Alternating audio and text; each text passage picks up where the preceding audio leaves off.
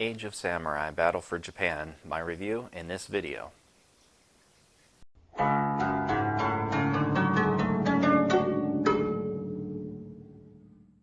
Alright, to start off, let's throw out a few compliments here.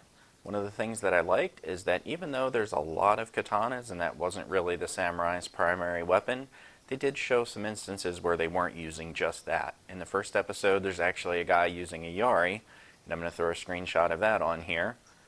But one thing you may not have noticed is because it was so quick, he's only on screen for a second or two.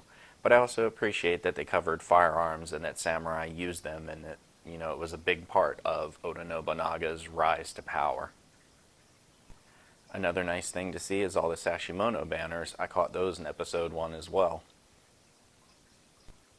Now I'm going to be focusing specifically on Oda Nobunaga, since he is one of the key people in the story here as one of the 3 great unifiers. I've seen all 6 episodes, but I only grabbed screenshots from the first. One of the other things I like is the way that they transition with that drawn-in artwork, where it begins with sort of a blank canvas and you see it drawn in as it transitions to the next scene. I'd seen that originally in an ABC miniseries called Samurai Girl, that was a 3-part miniseries like 20 years ago, and that was pretty neat. And I saw it again in Ghost of Tsushima for the Mythic Tales. It's a little thing as they transition between, but it's a really cool effect and I liked it. I appreciate the overall lack of Bushido given the time that this actual documentary is taking place in. That came about as a later period thing, and while there were some samurai that follow it, it's become very cliche and mainstream. So I'm glad it wasn't really a big focus in the documentary. They mentioned some seppukus in here, which of course are part of that, but there wasn't a very big focus on it. They didn't say that samurai were too noble to use firearms or that it was dishonorable. They bring up firearms multiple times and mention the importance of them, which I think is great. So another nice little thing that I can't remember seeing in any other movie or series was a guy walking down the hall and he had armor on, but no shoes. And of course the Japanese for over 1,000 years have been taking their shoes off in a specific area inside of their residence and walking around barefoot. I don't know if they did this in armor. It makes sense because you wouldn't want everybody else running around barefoot and the guys in armor trudging in with all of their stuff, bringing in all those contaminants. But that was a neat little thing in this series that I think easily could have been overlooked, especially with some of the other blatant mistakes that they made. But this was a really cool little thing to see. Now another good thing, a lot of the armor looks really good. Of course, if you knew that Iron Mountain Armory had made the armor for this show, then you would kind of expect that. And in some of the bad, I'm going to cover a few other things which are armor, and I'm going to use air quotes pretty strong on that because they weren't made by Iron Mountain Armory and they don't seem to be actual historical samurai armor in anything that I can find out. And something else which I found good is overall most of what they're presenting is accurate, even if it's lacking some of the depth or details we might like to see. At the end of the day, it was 6 episodes that were about 40 minutes each, 42 or whatever that comes out to be. So they didn't have a whole lot of time to present all of these details. And while some things are wrong, a lot of what they presented was right. So that's definitely a good thing. And to touch back again on Bushido, it's nice that they included where Ieyasu was under Yoshimoto, and then when Yoshimoto was defeated, he actually defected over to Nobunaga's side, which with a lot of the modern cliches on Bushido would have been, oh no, my master's been defeated, I must kill myself in dishonor. But they didn't do that. They stuck to the historical perspective, which good, this is a documentary, that's what you're supposed to do. But this also helped emphasize what the reality of samurai and samurai battles were compared to what the Bushido romanticization of it would actually be. Another good thing, although it may be a little bit taboo and weird, is that they actually showed the presentation of heads after a battle, where samurai would take the heads of fallen opponents and present them. They even included the facts where they would put on, light makeup and perfume to make the heads' appearance very nice. And I've actually seen where it said that samurai going into battle would sometimes burn incense in their helmets or do other similar things so that their opponents would have a pleasant experience when taking their head. It's kind of a strange thing, especially from a Western perspective, but it's completely different religions and philosophies and everything else. And it's not something that's discussed all that often, so it was really nice to see that included in this as well. Now for some of the low points in the show, I think the one that got me the most was having backwards sode in so many different scenes. Sode, they have chords on them.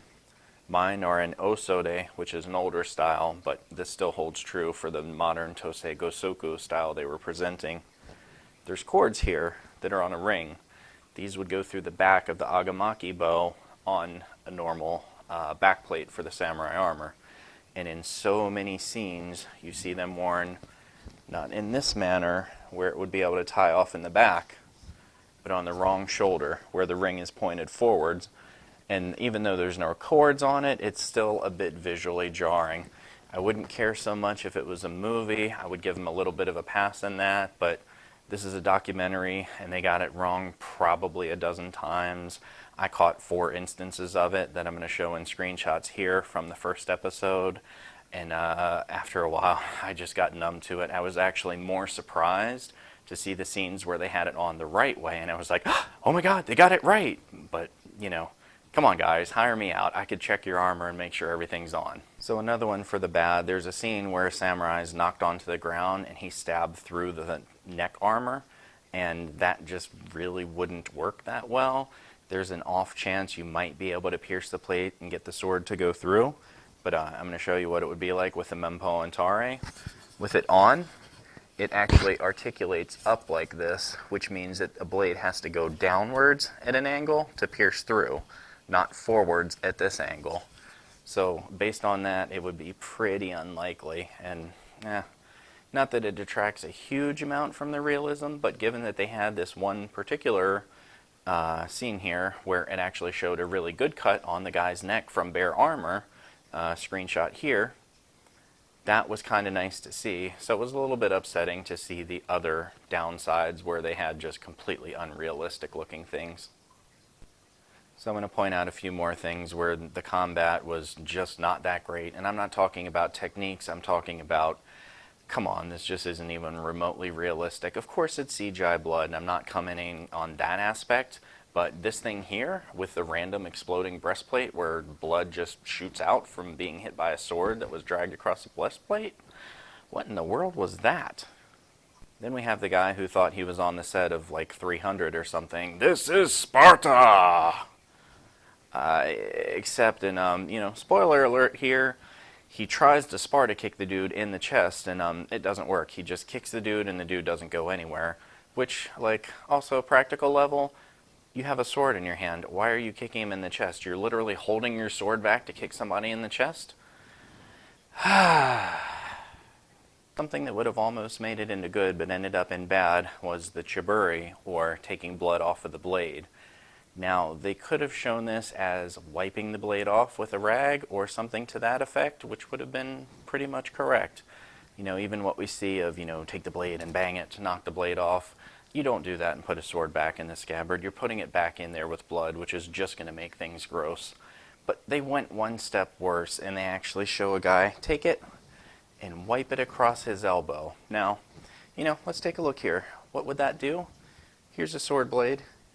Here's the Kusari mail. Do you really think you want to drag a sword across metal rings like that? That's going to tear up, the integrity of the sword. That's a bad idea, notwithstanding the fact that, okay, I just disemboweled someone with my sword, and you think I want to wipe that on my armor and end up smelling like some dude's insides for another day, 2 days, 3 days, 5 days until I take the time to wipe it back out? No. It's one thing if you happen to get it on you during combat, that's unavoidable. But why in the world would you put it on yourself and risk damaging your armor and sword at the same time? That was just bad. Now another bad, one of the things they showed was Ieyasu taking Yoshimoto's head, which I don't think happened. When I looked it up, it said that 2 samurai actually took Yoshimoto's head, neither of which was Ieyasu. So, given that this series was focused around the 3 great unifiers, that's something that they probably shouldn't have presented. I saw where it said that Yoshimoto was killed by 2 samurai, essentially trying to flee the camp, but they show him killed in the camp. So, even though that's a minor detail, there was a number of things that seemed to be wrong with the way that they portrayed that event. even though there's a little bit of conflicting or potentially unverified information on how that battle took place, what I saw, at least from some general research on it, was that Nobunaga took advantage of having a much smaller force against a larger one by setting up a bunch of Sashimono banners around so that it looked like he had a larger force, some decoys and everything, but that's not what we saw in the documentary. We saw this like pseudo ninja samurai-esque sneaking up in the dark and slitting throats on the way to the, camp. It was just, I don't know why they did that. I mean, yes, it makes a good effect, but that probably would have been better as a TV series type thing and not really a documentary, because we're trying to portray history in a documentary, so it seemed like that was perhaps just a step too far. There were also a few moments where I kind of had a deja vu feeling. I was like, wait a minute, I think I've seen this before. And I realized after a couple episodes, they were reusing some very brief clips, 2, 3 seconds long, but enough to make me feel like, hold on, I've seen this before. Yep, I've definitely seen this before. And that was also the case when they mention a battle. They say, this was a huge battle, it was a super important event, and it was almost one of the most decisive ones in Japanese history. And that happened for almost half a dozen battles, so it just kind of lost the impact of that. You can't have the most decisive battle in history be 5 different battles. Like, you got to pick one, and honestly, I couldn't pick from the list of battles presented as which one was the most decisive, so I don't think I would have worded it that way. And I've certainly worded things a little bit off sometimes in some of my videos and things that I thought maybe I should have been just a little bit different on that. And when I go back through and edit, sometimes I'll put a little subtitle below to try to clarify what I meant. So, everybody makes mistakes on it, but I'm a random dude doing some YouTube stuff, and this was at least a professional production. I feel like they should have been able to catch that, especially between multiple people, multiple edits, things like that. So that really should have been caught. And going one step worse than the bad, a couple things that I thought were absolutely cringeworthy. One of which is this weird studded leather samurai type sort of thing that I gather was probably a quick hack for budget and time reasons, but I mean, it's just, still. And another thing that really made me cringe, I don't even know how to describe it, so I'm just going to include a short clip of it. Once these tired samurai get into range, they are fighting against men who have nothing to lose and everything to gain. Samurai.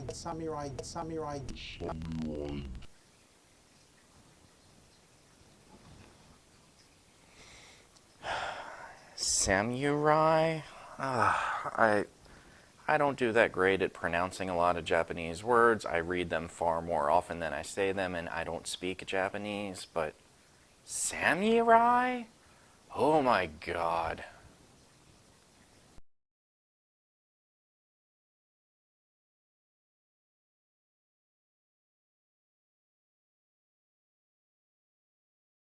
Did he...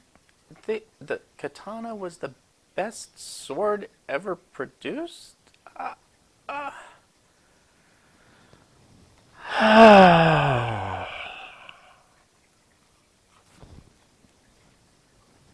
So for picking a lot of these things as problems with the show, there are a few things that I do want to point out that I've seen a few other reviews that weren't really mentioned. One is that the original director for the series apparently had a heart attack and died, so they had to spend months trying to find another director, which set them back both in time and in budget. I have that from pretty good authority that happened, so I trust that information, and I can certainly see that being part of what happened with this. And on that note, with the budget and the time delays, I've also heard that NHK, who does a lot of the taiga in Japan, was originally going to be involved in this series, but due to the budget issues and COVID restrictions, that they actually weren't able to. So there weren't as many episodes, and of course with not as many episodes, they have to cut content, and NHK is obviously pretty knowledgeable about this sort of thing, so I feel like they lost some of their authoritative sources that really could have ironed out some of the issues or things that the show presented wrong. Unfortunately, that didn't happen, but still, we got these 6 episodes. It got a lot of audience. I still think that's a pretty cool thing. Take a look down here in the description. I've also got a link to a blog post from Ohio Kimono, who did a lot of the clothing for the production. They actually mention in there, to speak to their time constraints and budget, they arrived on a Thursday and filming began on a Monday. Now that's even assuming that they worked the weekend, less than 4 full days before filming began. And that's just a really short time. No matter how good you are and how much you know, that is simply a really short amount of time to get something done. And speaking of short amount of times, Cream Productions, who were the producers for this series, when I looked them up, since I hadn't heard of them, apparently they were just founded in 2020. Now, I didn't dig any further to see how much experience the people that founded this company have, so maybe they have a lot more experience individually. But for a company that was just founded last year that was producing this series, I think they did a pretty good job. Talk about Oda Nobunaga real quick and how he's portrayed. In reality, he was far different from how he's portrayed in this documentary. Now, it's a documentary, not a TV series or a based on movie. This is a documentary. They should be following at least somewhat close to history, and they really just missed the mark. In this documentary, he seems to be a crazed sociopath with wild hair, completely untamed and somewhat unpredictable. And while he was unpredictable in some military battles, the actual historical Oda Nobunaga was very cultured. He was involved in no theater. He was said to have actually been reciting some verses from Atsumori before he went off into one of the battles. So he was also collecting tea set type things, interested in the tea ceremony. So he wasn't just going out and slaughtering people and coming back. Like, he was bringing back art and artwork and artifacts. He had castles built that had fancy gardens in them. The painted screens and all the shoji type screens, painted walls. He was very big on all of the artistic type stuff. He was also big on influence from the foreigners. So in addition to taking firearms from the Portuguese, which he did and they mentioned, he was really big on a lot of Western stuff. It said he was, if not the first, but among the first people to wear Western style clothing.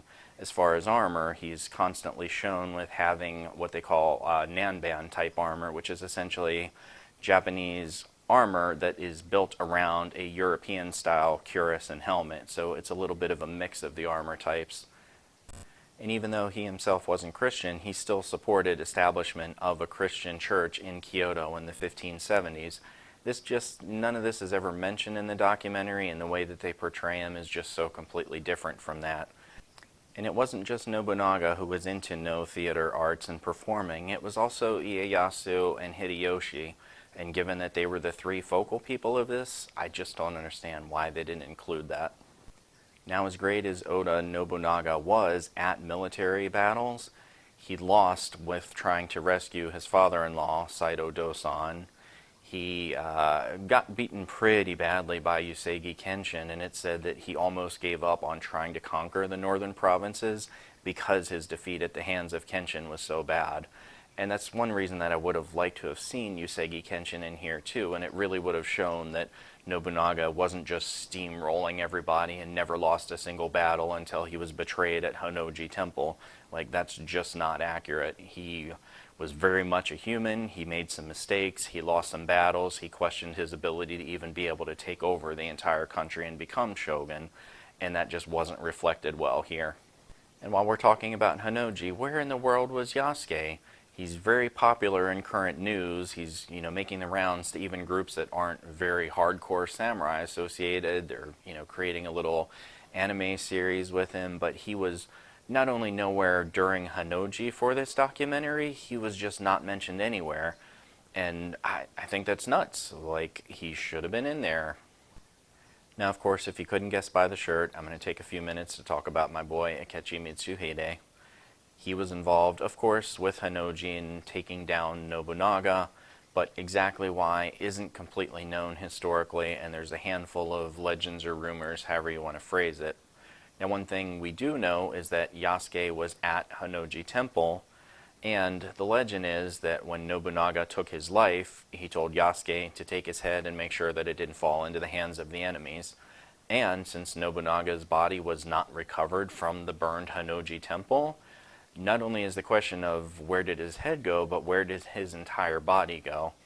So it's kind of like one of those Copperfield disappearing acts. There was no trace of him, and sure, it may have burned in the fire, or maybe he escaped. Certainly wouldn't be the only instance in Japanese history where somebody was thought to have died but managed to get away from it. But I'm going to cover a couple of the quick theories about Akechi Mitsuhide. Now, when talking about fleeing from Hanoji, Mitsuhide is said to have been killed by bandits. I wasn't quite sure if that was accurate, and when I looked it up, I found a hit for Wikipedia, but it's shown as citing that from Stephen Turnbull's book on Hideyoshi. I haven't read that book, even though I've read Turnbull's Samurai Source book, which is kind of an old classic that's been around for a couple decades. So given that Turnbull was a presenter on the program, I'm not surprised to see that that's what they put forth on it. And maybe that happened, but I find one of the interesting theories on that to be that as Mitsuhide was running, he swapped armor with one of the other people, that were in alliance with him, that were loyal to him, and that the bandits killed the guy in his armor, but he himself was able to actually escape.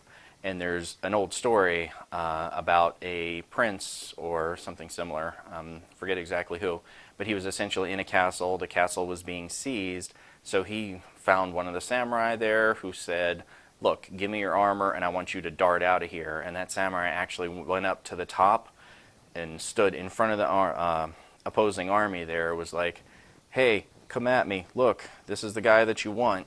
Split his intestines open and actually threw them at him, and they were so shocked by the time they realized that it wasn't actually the guy they were there for, he had long since jetted off. So it's not unheard of that, they basically pulled the bait and switch, or that somebody would have been identified by their armor, because samurai armor was very distinct. People would have recognized the armor and probably thought it was him if they didn't know him personally. So why did that happen at Hanoji? We simply don't know. One of the theories or legends is that Oda Nobunaga and Akechi Mitsuhide had been speaking because they were buddy-buddy, and Nobunaga said, hey, look, Mitsuhide, if I ever get completely rampant and out of control, I want you to strike me down, and that's what actually happened. What we do know from that might support that is that Mitsuhide was a very strong Buddhist, had very strong beliefs in it. And of course, Nobunaga at Mount Hiei was killing women, killing children. All of that was actually shown in this documentary. And they did a nice little touch of actually showing where Mitsuhide, is kind of upset by all of the events going on. He doesn't really want to acknowledge it. So that may have been the turning point where he decided that Nobunaga needed to go and simply had to wait until Hanoji for it to be a proper point where he could and make sure he was successful with it. Now, another theory is that Mitsuhide just sort of snapped, that he was getting abused by Nobunaga, and Nobunaga had actually nicknamed Hideyoshi Kozaru, which means little monkey. Certainly not a term of endearment. It's said that he had been slapping and punching and kicking Mitsuhide, which, may not be out of the question given, the context of them being military people. Maybe that was happening. One of the other things is that they said that Nobunaga was forcing Mitsuhide to drink heavily, and he wasn't a big drinker, so that may have just been a case of the straw that broke the camel's back, and he may have simply decided enough is enough, and that's when he decided to take down Nobunaga. And to round it out with a third theory, there's a theory that perhaps Mitsuhide was simply a pawn, that Ieyasu and Hideyoshi were vying to become the shogun of Japan, and they were simply using him as a tool to get rid of Nobunaga himself, because if Ieyasu or Hideyoshi had acted on that, they would certainly be right prime in the targets for being the people who took down Nobunaga. But by having someone else do it, and for one of them actually coming to, basically avenge him in the end, not only do they have Nobunaga removed, they're able to actually show some form of loyalty to that, which props them up even further as being one of the people likely to be accepted by the country of Japan as the next shogun. And one thing I was really shocked that they left out was Hideyoshi's social edict that said, if you're in this class, you cannot jump from this class up, up, and up. He started off as a sandal bearer to Oda Nobunaga and then became essentially the shogun of Japan. My goodness, this dude just jumped up the rungs like that. Then as soon as he gets there to the top, he's like, nope, country, y'all ain't doing this. I know how I came to power, and you're definitely not doing it.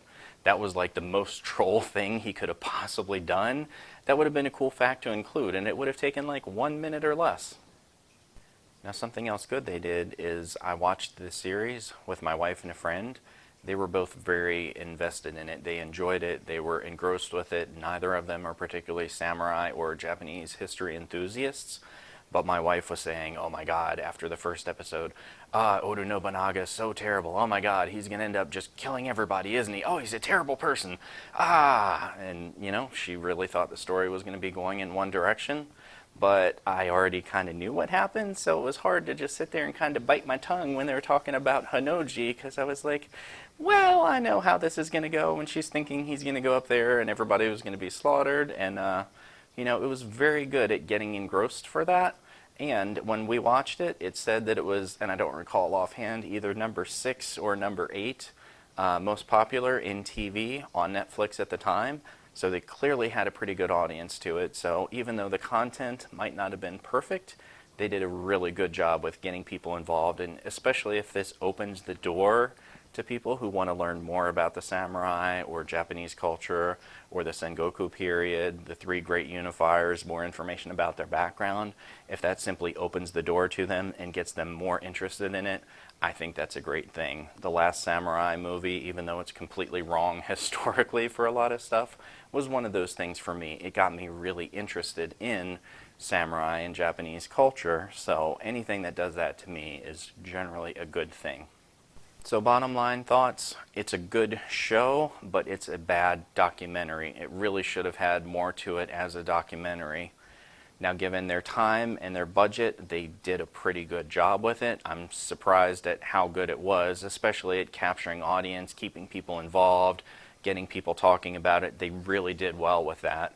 And let's be honest, if things were unlimited time and unlimited budget right now, you'd be seeing me presenting in a historical suit of armor from Kyoto or, you know, one of the other palaces in Japan, just living it up and having the dream out there. I'd have somebody running the camera instead of a tripod. Budget constraints are a real thing, so what they were able to do with their budget is really good. So based on that, I'm pretty happy with it. I know there's a lot of other complaints, but again, you have to work with the constraints that you have, and I think they did pretty good. So what did you think? Have you seen it? Love it? Hate it? Let me know in the comments below. Thanks for watching. As always, appreciate the likes and subscribes, and I'll see you in the next video.